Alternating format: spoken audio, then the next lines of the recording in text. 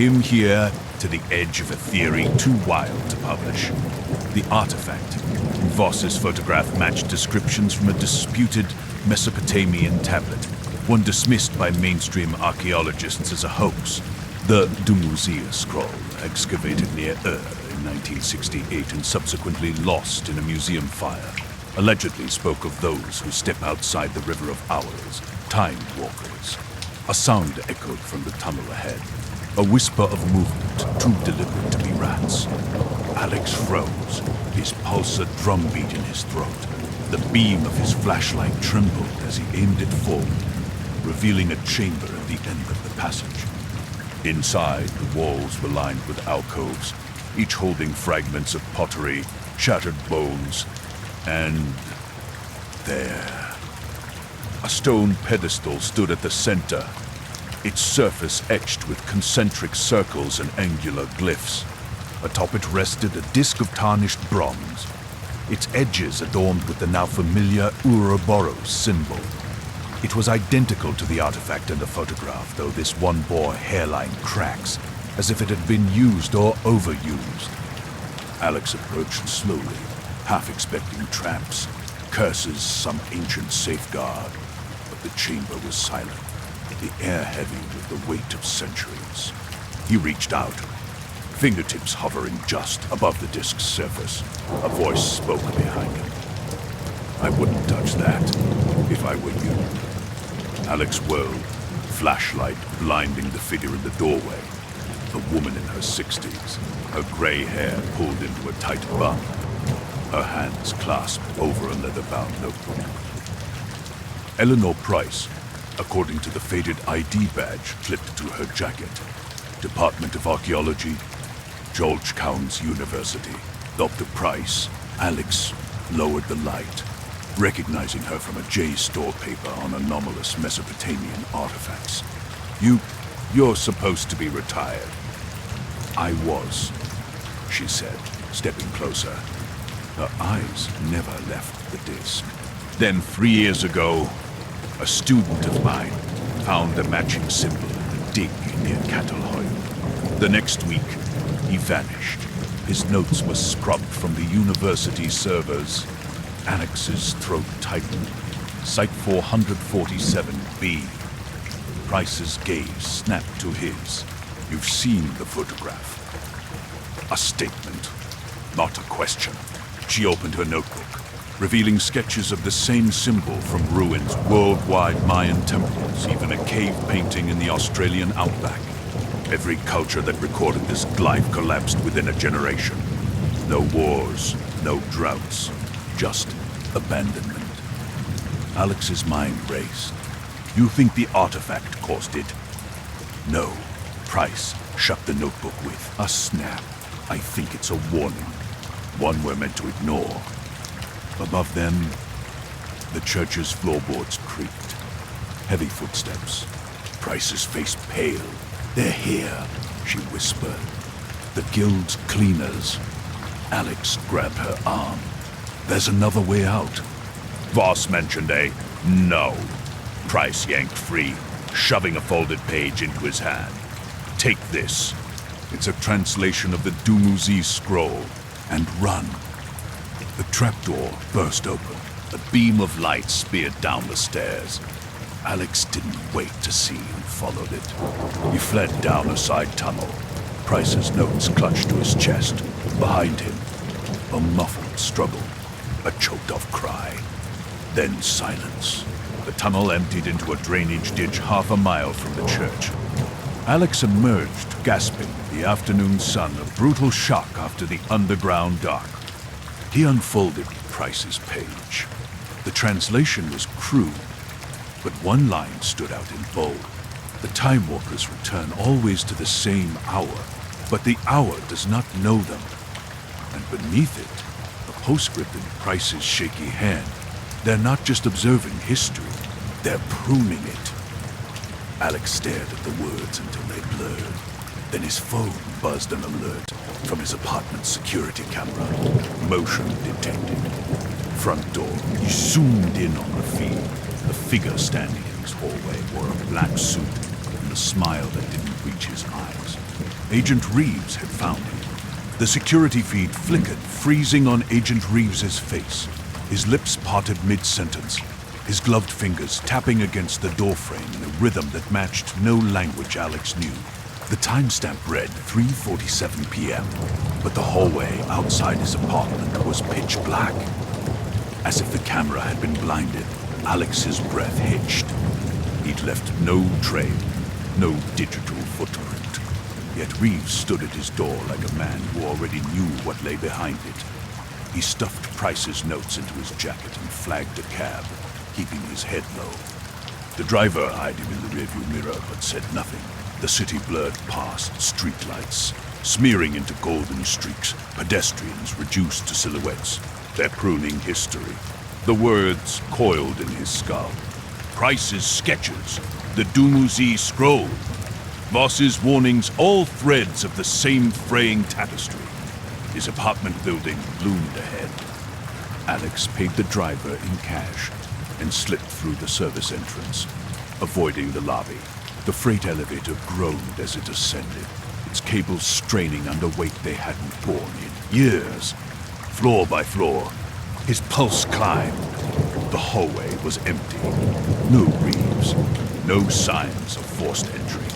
But the air smelled raw ozone and something metallic, like the aftermath of a lightning strike. Alex pressed his ear to the door. Silence.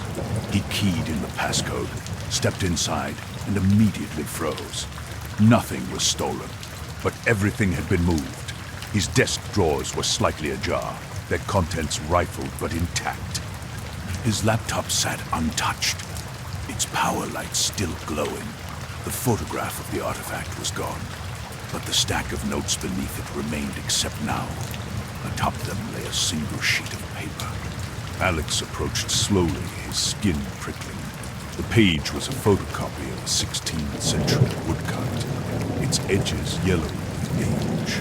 It depicted robed figures gathered around a circular device, their hands raised in unison.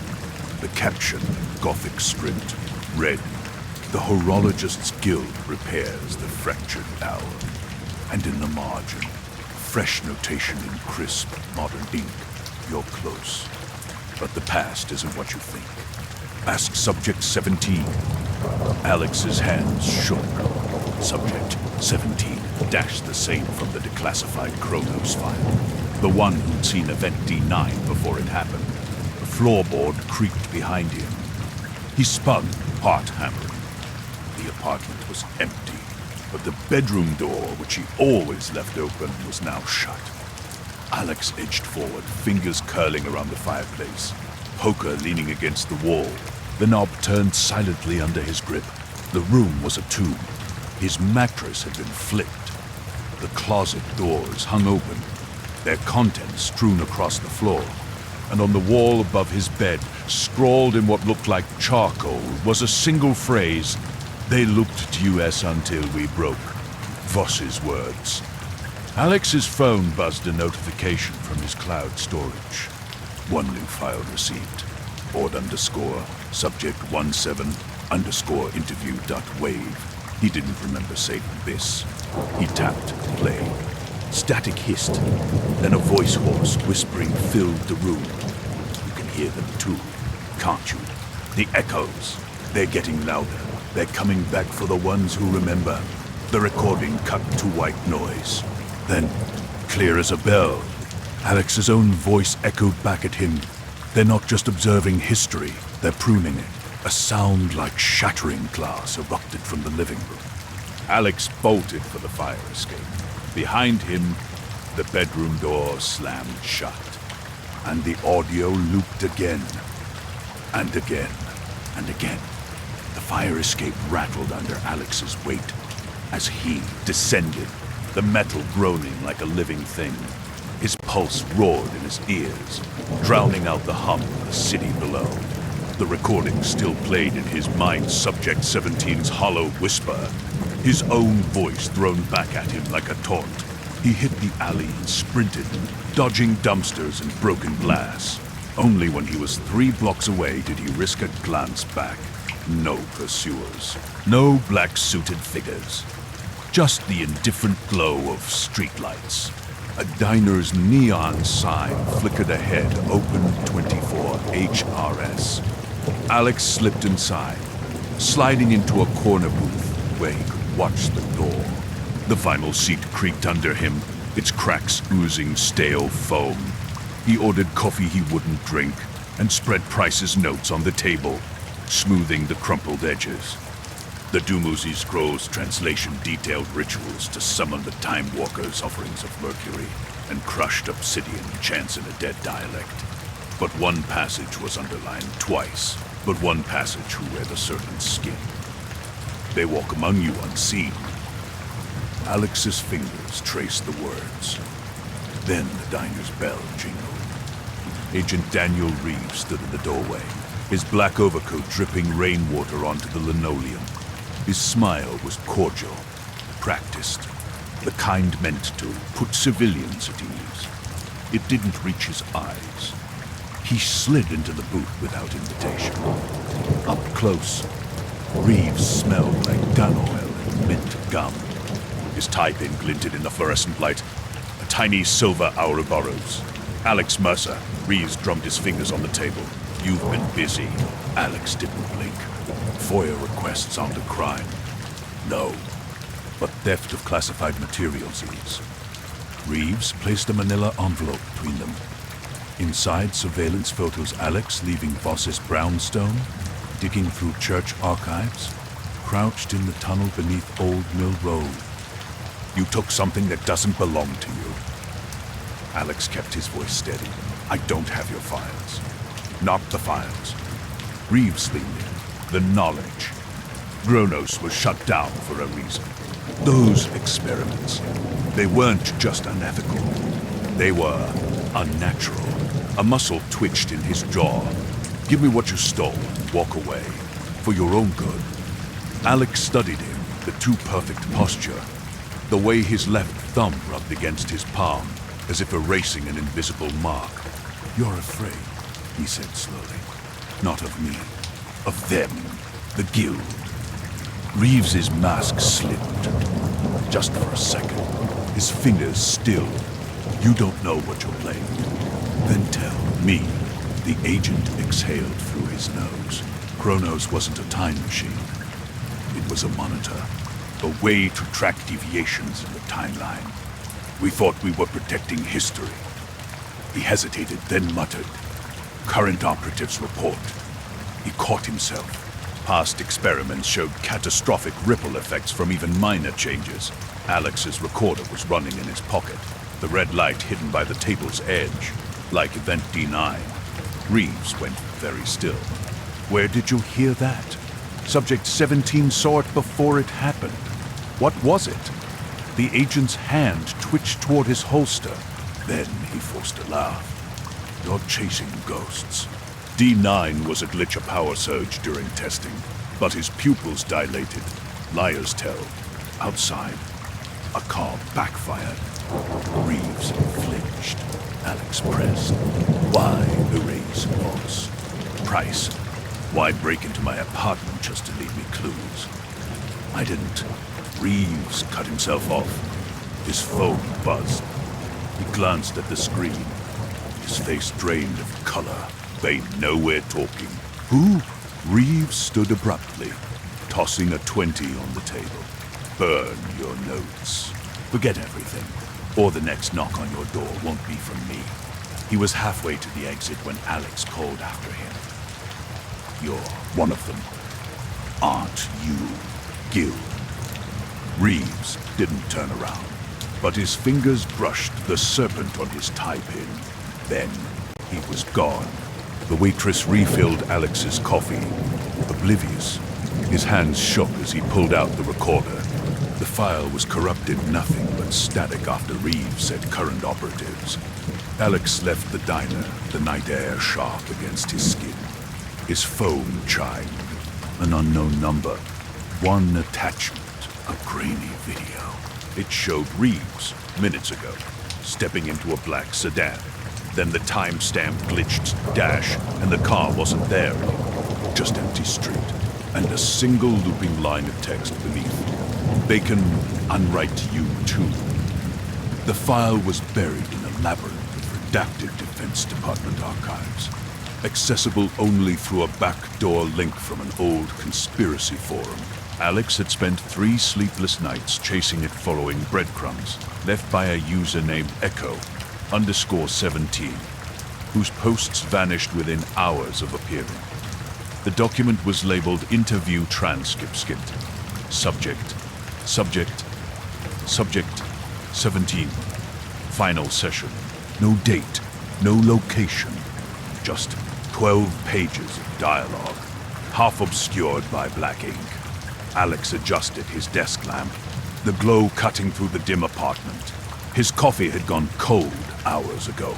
The audio file from the document arrived in Alex Mercer's inbox on a Tuesday, an unassuming email from a source he'd nearly forgotten. The subject line read, FOIA, request fulfilled, Project Chronos, partial release. Alex leaned back in his chair, the glow of his monitor casting sharp shadows across his cramped office. He'd filed the request months ago while researching a fluff piece on Cold War-era black budgets. A bureaucratic dead end, he'd assumed.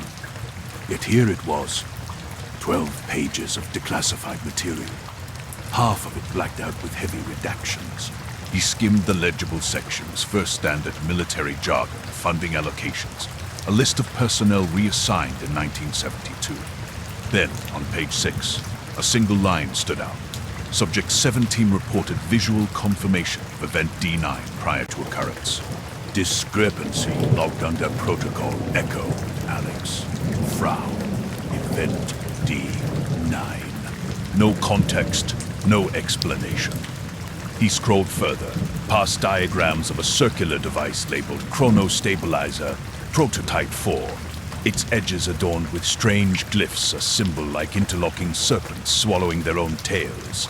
His fingers hovered over the keys. A search for Protocol Echo returned nothing. Project Chronos yielded conspiracy forums and a single academic paper from 1991, retracted shortly after publication. The author, a doctor, Elias Voss, and his apartment intrusion in Subject 17's whispering voice still haunted his nightmares. He skimmed the legible section's first retro. Interviewer described the vision again. Subject 17, it's not a vision. It's a memory, but not mine. Subject taps temple. This one's from further down the river. Interviewer, be specific. Subject 17, November 22nd, 1963, Dallas. The book depository. But there's a second shooter. Always a second shooter. You see him in the shadows when the loop resets. The next 4 lines were redacted. Then read through Subject 17. They're smoothing out the wrinkles, making sure the right history sticks. Interviewer. Who? Subject 17. Loud. You're asking the wrong question. It's not who. It's when. Alex's fingers tightened around the page. The edges were brittle, as if the document had been stored in damp conditions before being scanned. In the margin, someone had scribbled D9 confirmed and circled it twice. He flipped to the last page. The final exchange sent a chill down his spine, read truer. This session is terminated. Medical team, prep for T, Subject 17. Overlapping. They're coming for me now. The echoes are so loud today. Audio distortion begins. Subject's voice fractures. Subject 17. Tell Mercer he's right about improvement. But the shears are in our hands, too. The transcript ended abruptly. Alex stared at his name. Mercer. Subject 17 had known about him decades before Alex was born. He cross-referenced the document's metadata. The file had been created in 1989, but last modified 3 days ago. A knock at his door. Alex jerked upright, heart hammering. Not the casual tap of his editor. Not the methodical raps from Voss's brownstone. This was something else. 3 quick strikes, then 2 slow like a code. He silenced his laptop, slid the transcript into a folder labeled Taxis 2018, and grabbed the fireplace poker. The peephole revealed an empty hallway. But when Alex opened the door, a manila envelope lay on the threshold. Inside, a single cassette tape labeled S17 Final Session, Original, and a note in block letters. Play me and see what they arrested. The hallway light flickered. Somewhere down the corridor, a door slammed shut. Alex locked himself in and fed the tape into an old player he'd scavenged from a thrift store. The wheels turned with a hiss. Then Subject 17's voice filled the room, but this time, it wasn't whispering. It was screaming. They... in the walls. Can't you see them? The loops are getting smaller. A crash. Glass breaking. The sound of restraint straining. Then, clear as a bell, a new voice cut through the chaos one. Alex recognized instantly. Agent Reeves, decades younger but just as cold, reset him again and wiped the last 5 minutes. The tape dissolved into static. When it cleared, Subject 17 was calm, docilely.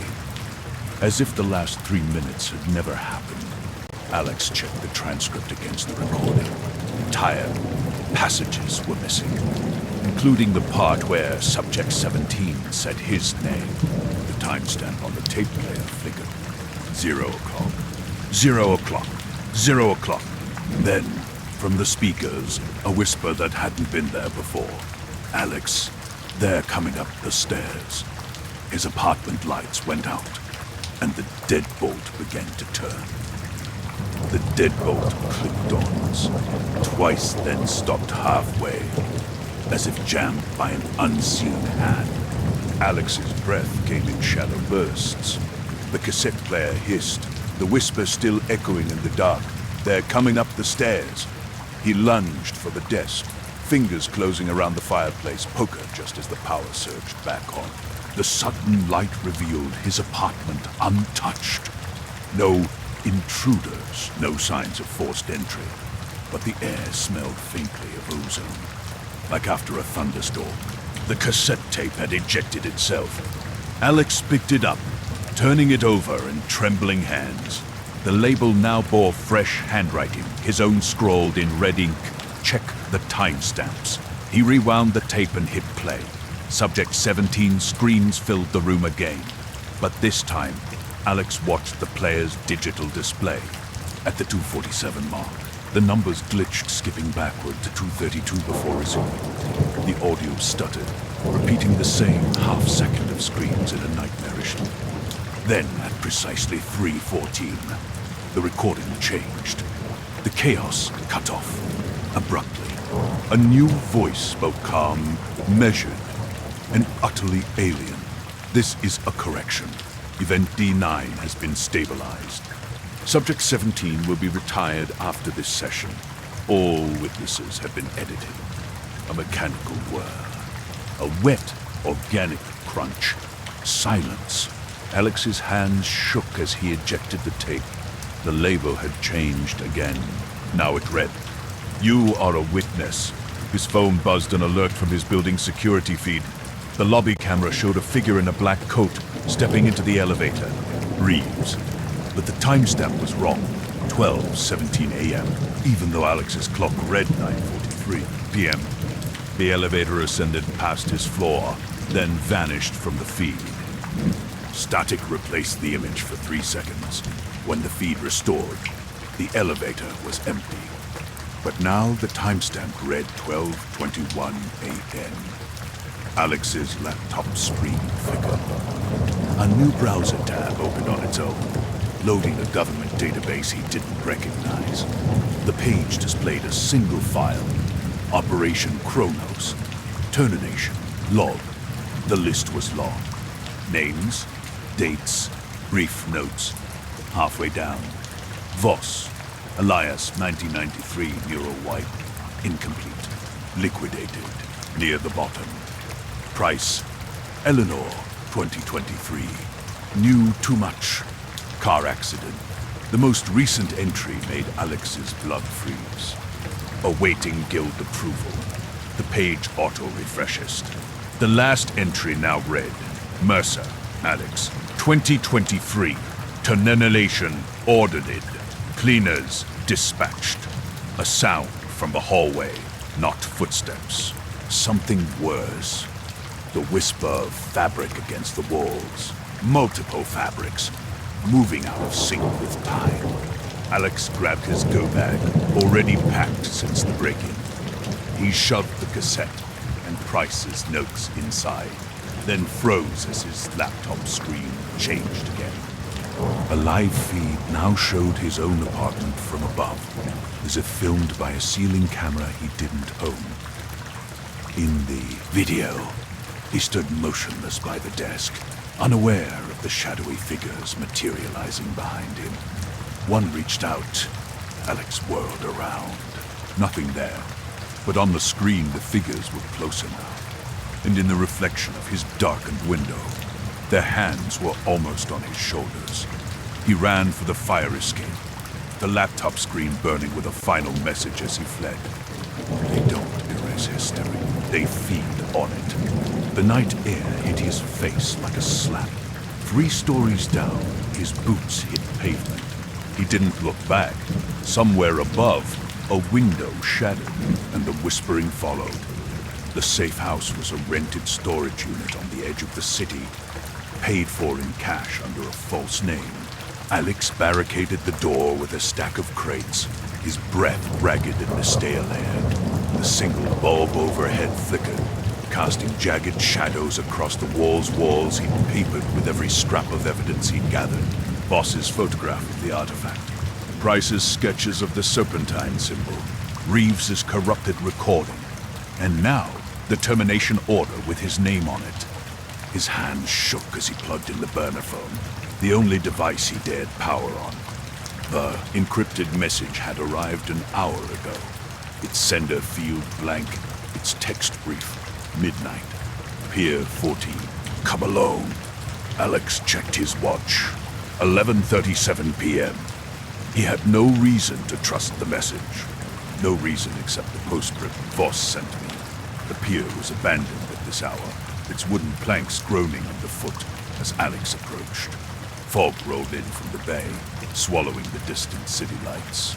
He kept one hand in his jacket pocket, fingers curled around the cold weight of Price's revolver. At the far end of the dock, a figure waited hooded, silhouetted against the water. "You're late," the figure said, voice muffled. Not by fabric, Alex realized, but by something wrong in the cadence, as if the words were stitched together from different moments in time. Alex stopped 10 paces away. "Who are you? A friend or a ghost?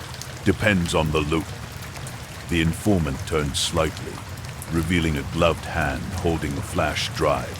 "They call me Echo. I was Subject 17's handler." Alex's pulse spiked. "You work for the guild." Worked. Past tense. Echo's hood shifted, though there was no wind. "They cut me loose when I started remembering the resets. Now I'm freelance." A gull cry overhead. The sound stretched unnaturally, warping into a metallic screech before snapping back to normal. Alex's skin prickled. "What do you want?" "To show you what they've done." Echo tossed the flash drive. It landed at Alex's feet with a hollow clack. Every major event you know, wars, assassinations, disasters, they've tweaked them, polished the rough edges, made sure history flows correctly. Alex didn't pick up the drive. Why? Because time isn't a river, it's a script. Echo's voice fractured slightly, syllables overlapping. And someone's editing the pages. The JFK hit. There were 3 shooters. The 2008 crash, predicted down to the hour. 9/11ths, they let it happen to stabilize a static crack. Cut the sentence short. Echo's form flickered like a corrupted video. Alex stepped back. What the hell are you? A glitch. Echo's laugh was a dry rasp. The Guild's machines aren't perfect. Sometimes pieces get stuck. I've been reliving this conversation for 17 loops. The fog thickened. The pier's lights dimmed. Take the drive, Echo urged. See what they've erased. Then ask yourself, why does the Guild care so much about a journalist? Alex bent to grab the flash drive. When he straightened, Echo was closer, too close. But now, fully obscuring their face. One last thing, they whispered. Reeves isn't Guild. He's bait. They're using him too. A sound like shattering glass. Echo's body jerked violently. Then the static came. A deafening roar of white noise that made Alex clap his hands over his ears. When it stopped, Echo was gone. Not vanished, erased. The space where they'd stood was wrong. A patch of air slightly blurred, as if reality itself had been smudged. Alex stumbled back, the flash drive burning in his grip. Behind him, a new sound. Footsteps. Slow, methodical, and ever so slightly out of sync with the creaking pier. He didn't turn around. He ran. The fog swallowed him whole. Somewhere in the dark, a voice that wasn't a voice whispered after him. We'll loop again soon, Alex. And then, silence. The flash drive contained a single file map of the city overlaid with pulsing red dots. Each was labeled with a date and the cryptic phrase, State. Michael's Church, November 22nd, 63, stabilization point. Old Mill Road, September 11th, 01, deviation plus 12%. Riverside Park, July 4th, 76, Echo Harvest. One location burned brighter than the rest. State, Bartholomew's Chapel. Active prime node. Alex recognized. The name. The abandoned chapel stood on the outskirts of the city, built atop ruins rumored to predate the Revolutionary War. Local historians claimed it had been a Templar stronghold, though records were spotty at best. He waited until dawn to move, sticking to back streets and alleyways.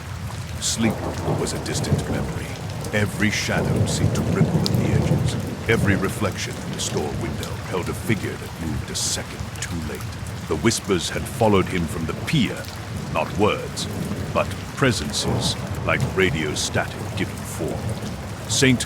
Bartholomew's loomed ahead, its Gothic spires clawing at the overcast sky. The iron gate hung open, one hinge rusted through. Weeds choked the path to the entrance, their roots cracking centuries-old stone. Alex stepped inside, the musty air thick with the scent of damp parchment, and something sharper ozone, maybe, or the metallic tang of old blood. The nave was a skeleton of its former self, pews reduced to kindling, stained glass shattered across the floor in kaleidoscopic shards. But the altar remained intact, and above it, carved into the rotting wood, was the symbol. The serpent.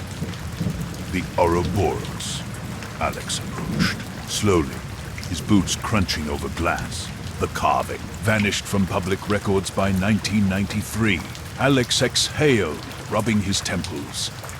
He chased enough dead ends to know when a story was slipping into the soil. But then his cursor caught on a footnote, barely visible beneath the redactions. See attached incident report. File 447B. Warning. Temporal integrity breach suspected. The file wasn't there. Of course it wasn't. He almost closed the document. Almost. Then he spotted the handwritten note in the margin, scanned so faintly he'd missed it. A jagged sketch of that same serpentine symbol, beside 3 words in cramped script. They're watching. Always. The office air grew heavy. Alex reached for his coffee, now cold. On impulse, he saved a copy to an encrypted drive, just in case. The address led Alex to a decaying brownstone on the outskirts of D.C. Its windows boarded up with plywood that had warped from years of neglect. The front door was reinforced with steel bars, and a handwritten sign, "No solicitors," hung crookedly from a rusted nail. Alex checked his notes again. Dr. Elias Voss, former lead researcher, Project Kronos. Last known residence. The man had fallen off the grid decades ago, but a trail of property records and utility bills had led was recent. The edges still sharp, the wood beneath unstained by time. His fingers traced the grooves, and for a moment, the air hummed. Then he saw it. Beneath the altar, half hidden by fallen debris, was a trapdoor. The wood groaned as he pried it open, revealing a narrow staircase spiraling into darkness. The steps were worn smooth, as if by countless feet over countless years. Alex flicked on his flashlight and descended. The chamber below was circular, its walls lined with alcoves. Each held artifacts, tarnished gears, glass vials of mercury, fragments of tablets etched in dead languages. At the center stood a dais, and atop it, the machine. It was a disc of bronze and obsidian, its surface covered in the same serpentine glyphs as the artifact from Voss's photograph. But this was no relic. It pulsed, not with light, but with something deeper. A vibration that made Alex's teeth ache. The air around it shimmered, warping like heat haze on a summer road. He stepped closer, drawn by some primal pull. The machine's surface was cold to the touch, yet it thrummed with energy as if alive. His pendant, a silver medallion, his grandfather had given him, swung forward, brushing against the disc. A spark. The machine roared to life. Glyphs flared blue-white, burning after images into Alex's vision. The chamber walls trembled, dust raining from the ceiling. And then, visions, not in his mind, but around him, projected into the air like holograms. A grassy knoll in Dallas. A second shooter emerging from the storm drain. A New York morning. A plane that shouldn't be there banking sharply south. A laboratory. Men in white coats watching as a subject 17 to dash, screamed about loose. And then, clearer than the rest, a church. This church, but centuries ago. Hooded figures gathered around the same machine, their hands raised in unison as the air split open, the vision shattered. Alex stumbled back, gasping. The machine's glow faded, but the symbols still pulsed faintly, like embers. His pendant was warm against his chest, too warm. He pulled it free and stared. The silver had changed. Now it bore the Ouroboros.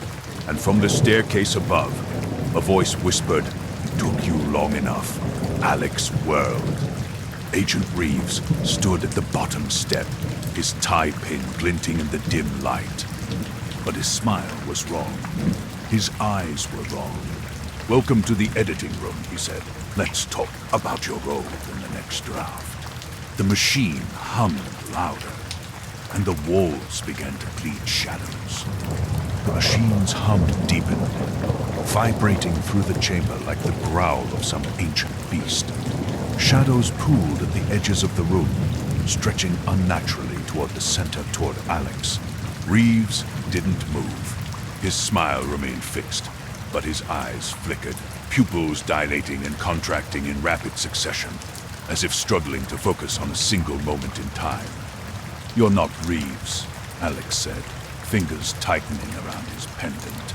The metal seared his palm, branding him with the serpent's mark. "Not always."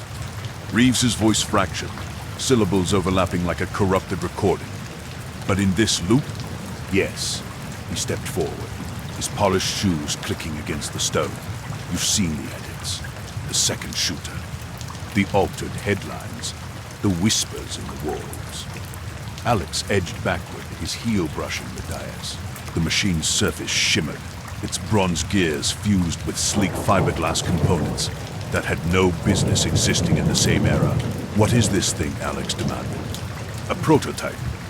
Reeves tilted his head, studying the device. The first of many. Older than Babylon.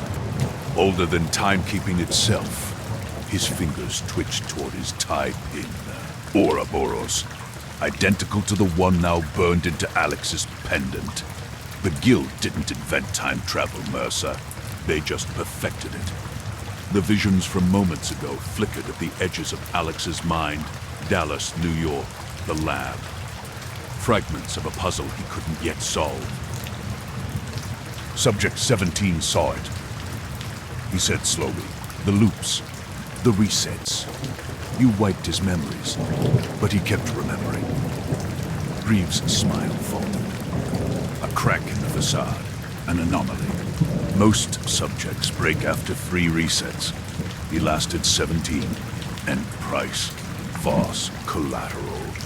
Reeves adjusted his cuffs, the motion too precise, too rehearsed. The timeline must flow correctly. No deviations. No loose threads. A gust of wind howled through the chamber, though the air had been still seconds before. The machine's glyphs flared again, casting jagged blue light across the walls. In the flicker, Reeves' shadow didn't match his movements of lag, then surged ahead, as if existing just out of sync with the man himself. Alex's mind raced. The flash drive's map, the stabilization points. The Guild wasn't just observing history, they were curating it. Why show me this? He asked. Reeves' grin returned. Wider now. Unnatural. Because you're part of the draft. He tapped his temple. Always have been. Your research. Your leads. We planted them to see how far you'd go. To test the boundaries of a controlled variable. The words hit like a physical blow. Alex's throat tightened. Bullshit, is it? Reeves pulled a folded page from his pocket. Alex's own handwriting. A list of sources from months ago. You found Voss because we let you. Price's notes, left for you to find. Even Echo's little performance on the peer script. The shadows deepened. The machine's hum rose to a whine. Alex's pendant grew hotter. Then why tell me? He snapped.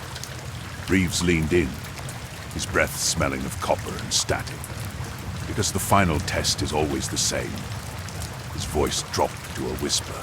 Do you run? Do you fight? Or do you join? The chamber lights flickered.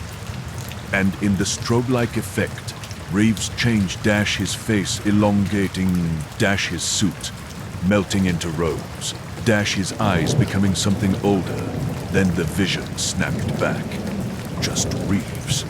Just a man. But Alex had seen. He lunged for the machine. His pendant struck the surface with a sound like shattering glass. The world ripped. Visions exploded around him, dash a desert.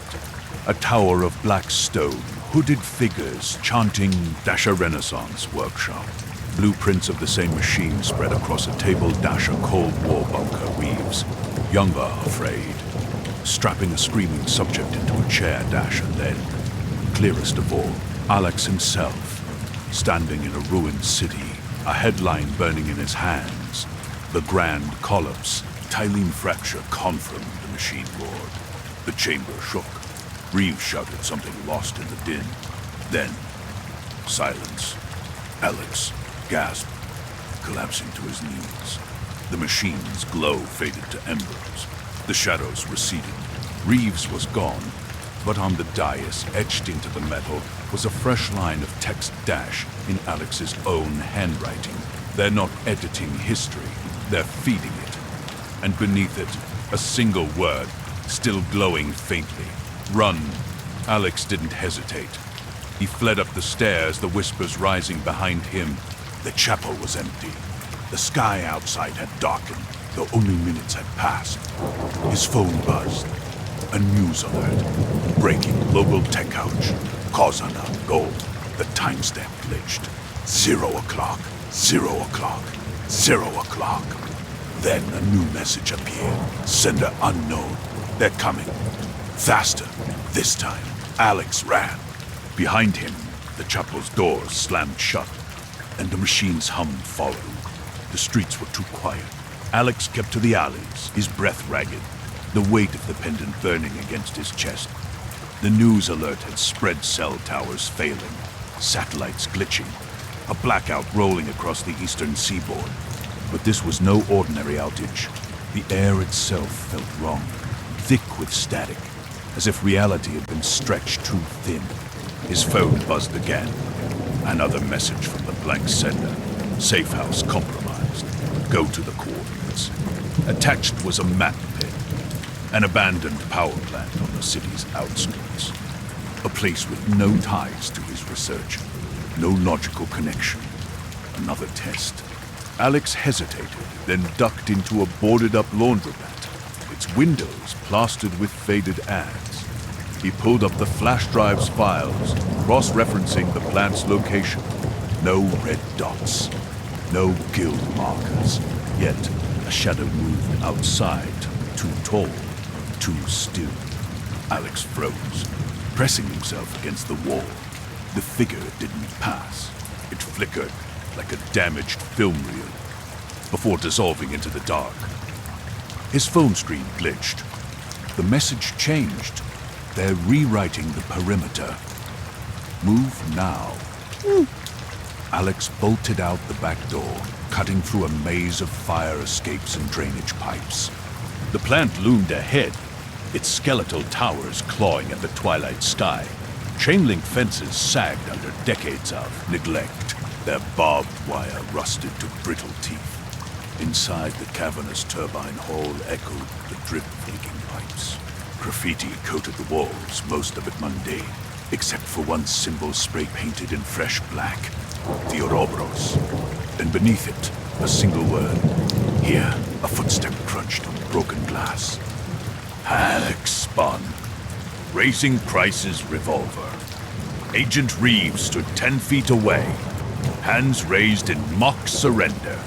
His tie was loose now, his hair disheveled. Dark circles bruised his eyes, and a fresh cut marred his cheek, as if he'd been in a fight. Lower the gun, he said, voice hoarse. I'm not with them. Not anymore. Alex didn't budge. You expect me to believe that? Reeves exhaled sharply.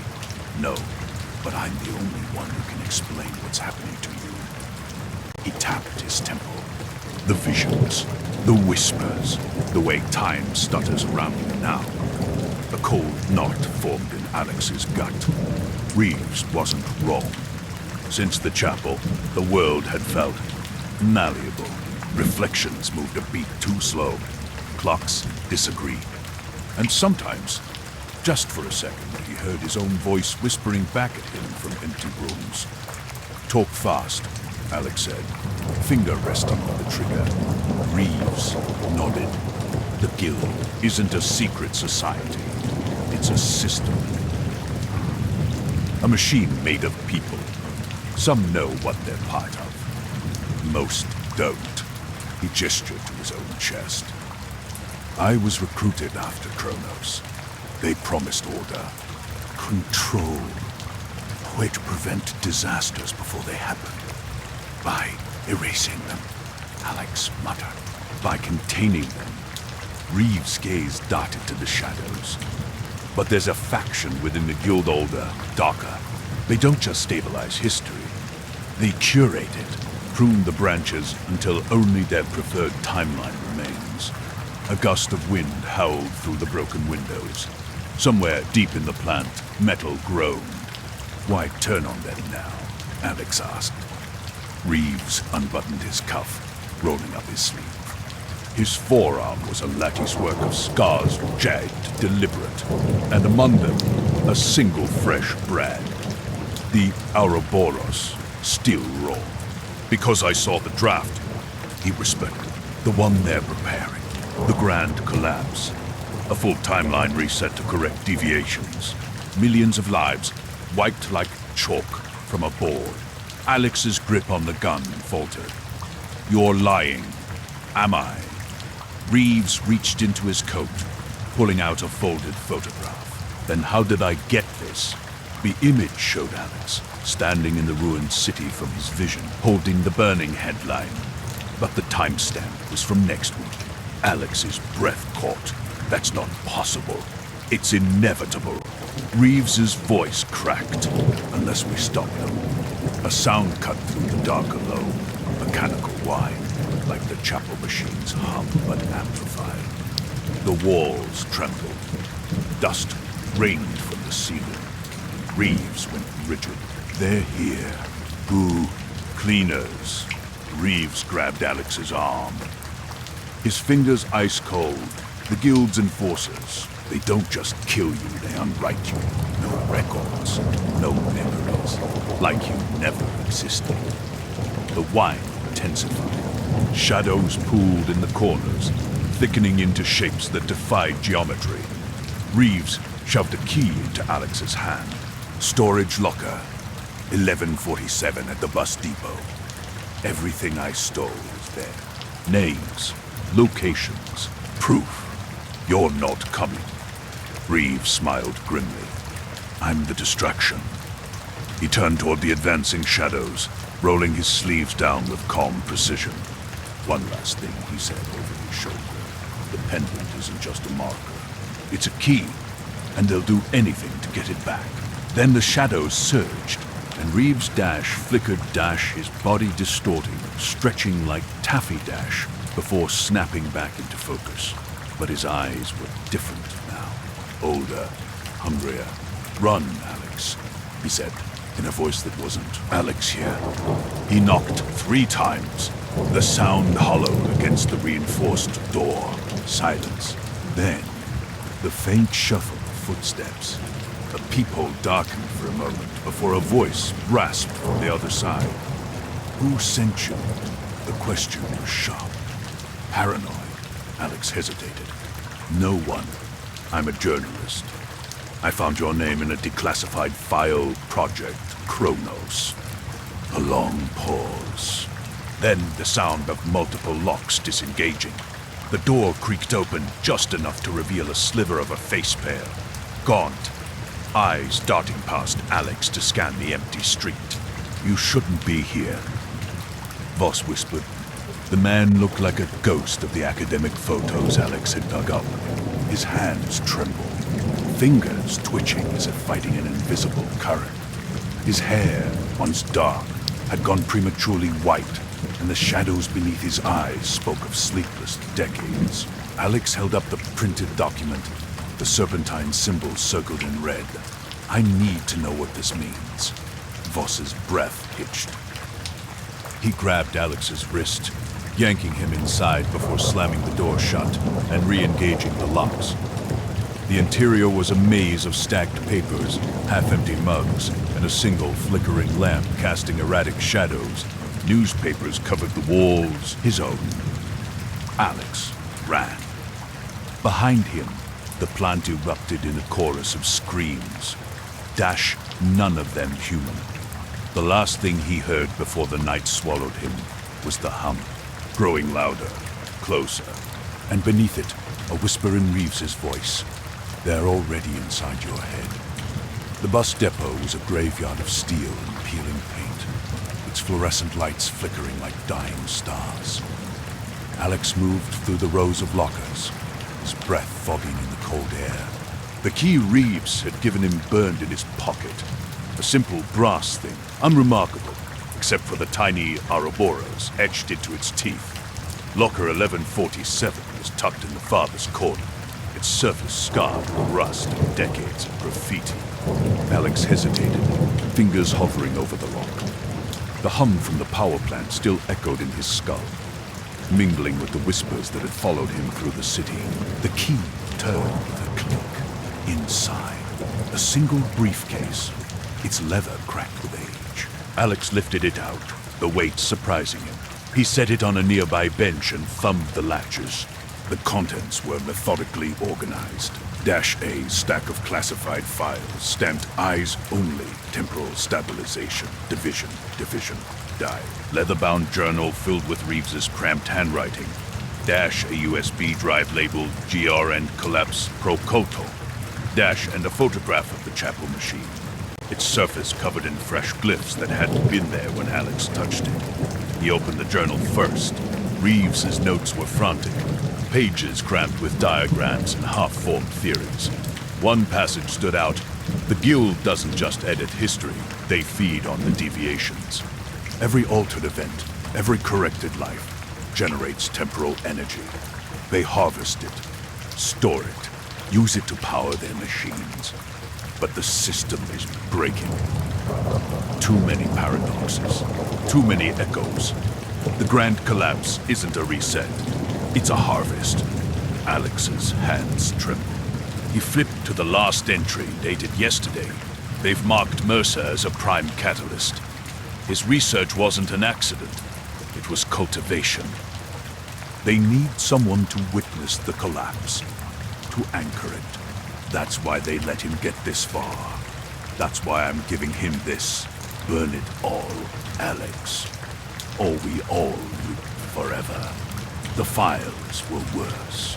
Page after page of cold clinical reports. Event 9, events, deviation plus 12%. Stabilization required secondary plane impact. JFK assassination. Original timeline retained only one shooter. Adjusted to 3 to prevent Soviet escalation. Subject 17, terminated. After 17 resets. Neural patterns suggest partial recall of baseline timeline. And then, the final document, a memo titled Primer Catalyst Initiation. Subject, Alexander Mercer. Status, active. Deviation threshold approaching critical. Prepare for grand collapse sequence. Alex's vision swam. The whispers in his head crescendoed, forming words. You were always part of the drive. His phone buzzed. A new message. Sender unknown. They're coming. Look at the cameras. Alex pulled up the depot security feed. The screen showed the locker area empty, except for his own figure, back turned to the camera. Then, in the corner of the frame, a shadow twisted, not moving, unfolding. And from the depths of the briefcase, a faint blue glow pulsed dashed the USB drive, activating on its own. Alex grabbed it and ran. Behind him, the locker door slammed shut, and the security feed glitched dash showing 2 figures where there should only be 1. The second one wore Reeves's face, but its eyes were old. End of part 1. The USB drive pulsed like a heartbeat in Alex's palm as he ducked into an abandoned office above the depot. The hum from the power plant had followed him. Not just in his head now, vibrating through the walls, a subsonic tremor that made his teeth ache. He jammed the drive into his laptop. The screen flickered, then filled with lines of code too fast to follow. A progress bar appeared, decreting temporal archives. 87% complete. Alex wiped sweat from his brow. The office windows rattled in their frames. Outside, the streetlights strobed off, on casting jagged shadows that slithered across the floor. The drive chimed. A single file appeared. Grand_collapse _whitepaper.pdf. He opened it. The document was clinical, precise, a guild operations manual. Diagrams of the channel machine. Timelines of corrected historical events. And at the bottom, a section titled Primary Catalyst Depurement. Alex's breath hitched as he read. The grand collapse, event o'er, is not a reset but a controlled demolition of unstable timeline branches. All deviations must be pruned to preserve the core sequence. However, total erasure requires an anchor witness who remembers both the original and edited histories. This paradox energy fuels the final reset. A list followed. Names, dates, locations. His own name appeared 3 times. The last entry read, Mercer, a final witness. Extraction pending. The screen glitched. The document changed. Dash, now showing a live feed of the chapel machine. Its glyphs, burning white hot. Figures in black robes circled it, chanting in a language that made Alex's skull vibrate. And in the center of the room, strapped to a chair, Agent Reeves. His mouth was moving, but no sound came out. His skin was peeling back in patches, revealing something shifting beneath. The feed cut to static. A new message popped up. They're using him to power the machine. You're next, Alex. Slammed the laptop shut. His pendant seared against his chest, the Ouroboros branding him deeper with every pulse. The office door creaked open. No one there, but the air thickened, warping like heat haze. A whisper brushed his ear. They looped us until we broke. Boss's voice. Alex grabbed the briefcase and bolted down the fire escape. The streets were empty now, the blackout complete. Even the stars were gone, swallowed by a sky that seemed to ripple. His phone buzzed. A final message. The chapel ended where it began. The hum grew louder as he ran, vibrating through the pavement. Windows shattered in his wake. Glass hanging in midair like frozen rain. St. Bartholomew's loomed ahead, its doors wide open. The machine's glow pulsed through the broken stained glass, painting the ground in shifting blues and whites. Alex stepped inside. The chamber below was alive with motion-hooded figures chanting, their voices out of sync with their lips. The machine dominated the center, its surface now covered in fresh glyphs that twisted under his gaze. And before it, bound and gagged, Reeves. His eyes locked onto Alex's, pleading. A figure stepped from the shadows taller than the rest, its robe stitched with silver Ouroboros patterns. It raised a hand, and the chanting stopped. Alexander Mercer, it said, its voice layered too many tones at once. Prime catalyst. Final witness. You have walked the path we laid. Now, fulfill your purpose. Alex's fingers tightened around the pendant. You used me. We cultivated you. The figure corrected. Every lead, every clue.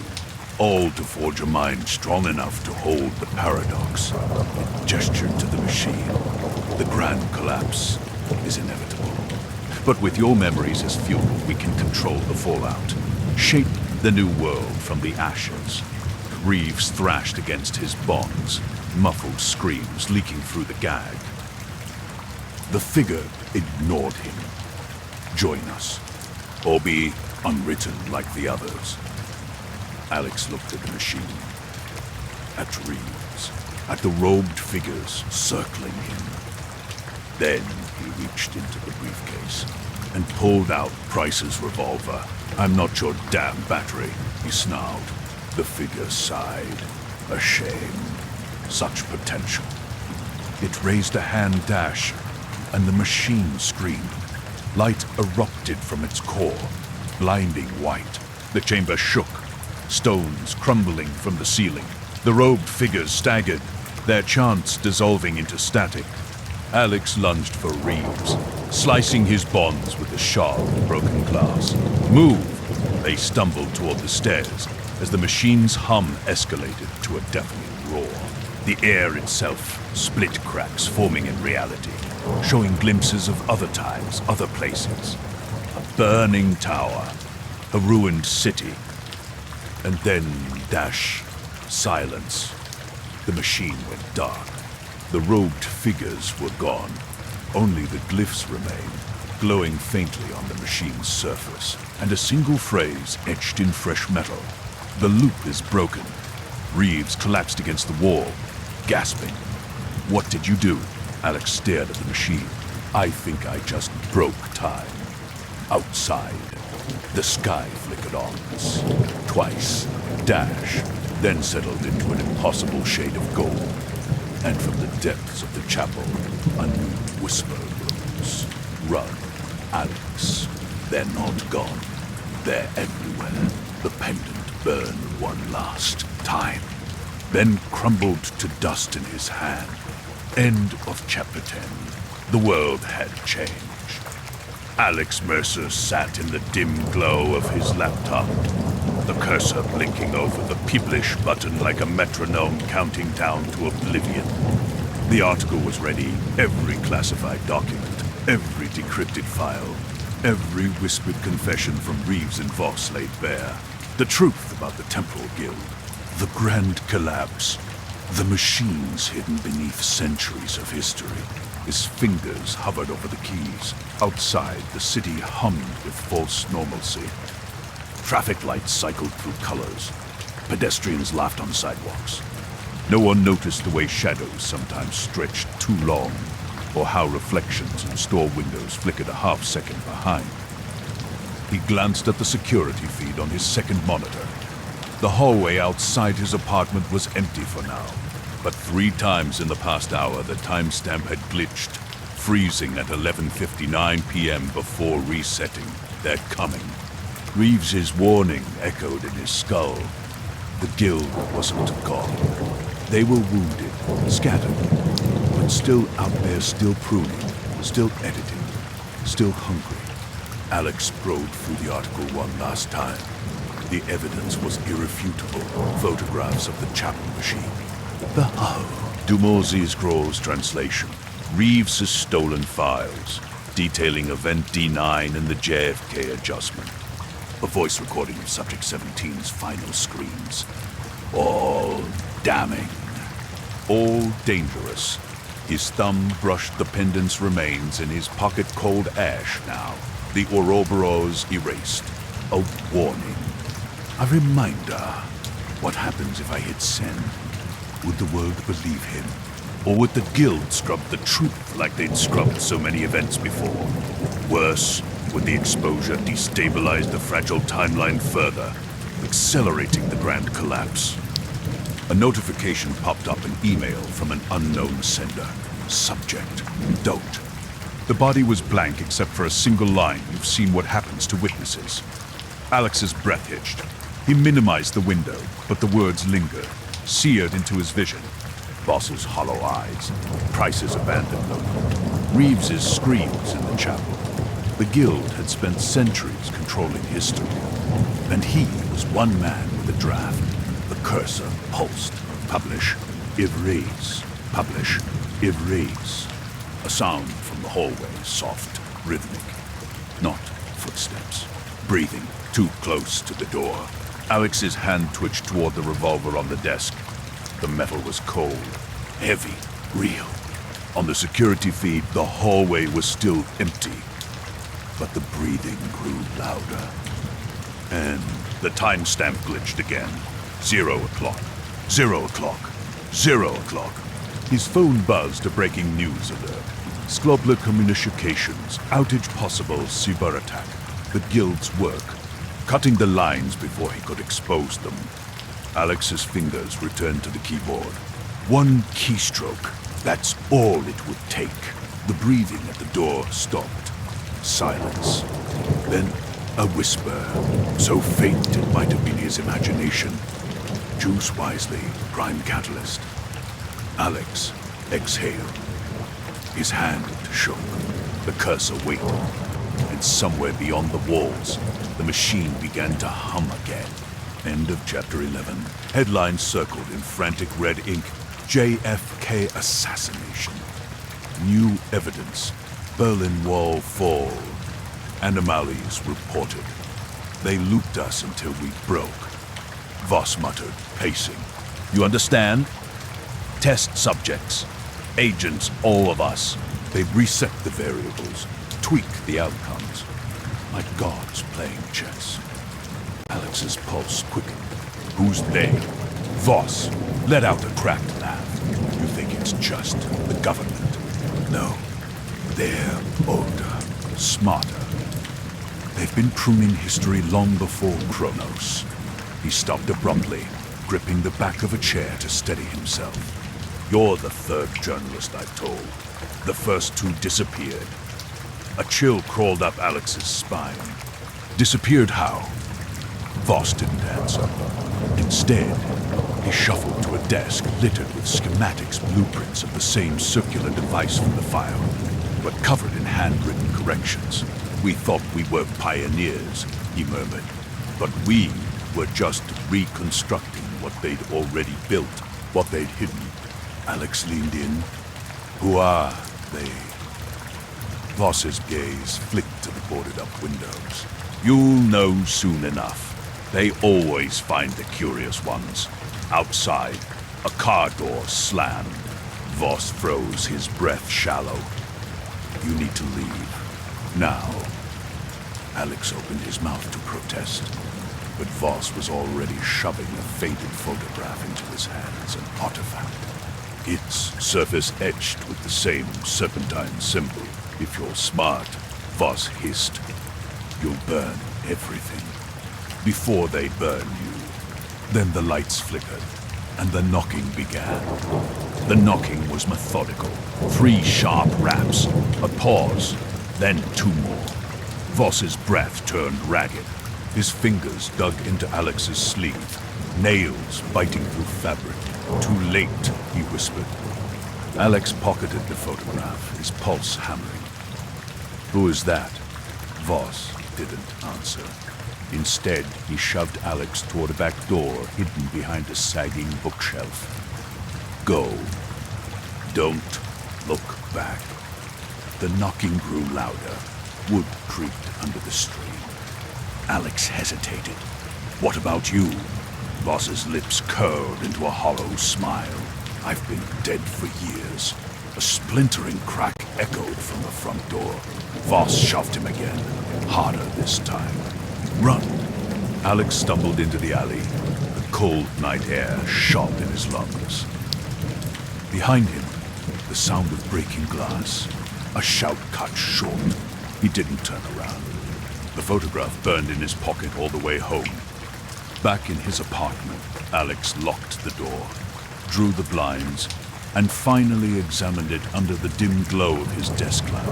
The image was decades old, edges yellowed and frayed. It showed an artifact, a disc of tarnished metal, its surface etched with intricate grooves converging into that same serpentine symbol. The caption, handwritten in faded ink, read Excavation Site 447B, Mesopotamia, 1968. He cross-referenced the location. Site 447B wasn't in any official archaeological database, but a deep dive into obscure journals led him to a disputed cuneiform tablet translated by a now-dead linguist as the Time Walker's seal.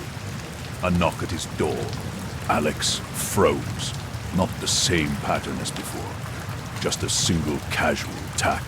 "Alex? You in there?" His editor. Just his editor. He shoved the photo into a drawer, forcing his voice steady. "Yeah, one sec." But as he opened the door, his eyes flicked to the hallway shadows. Were they deeper than before? His editor frowned. "You look like hell." Alex forced a laugh. "Late night. Well, take a break. The piece on municipal budgets can wait." Alex nodded, but his fingers twitched toward the drawer. After his editor left, he didn't sleep. He researched instead. By dawn, he'd found 3 more references to the symbol in a Renaissance alchemist diary.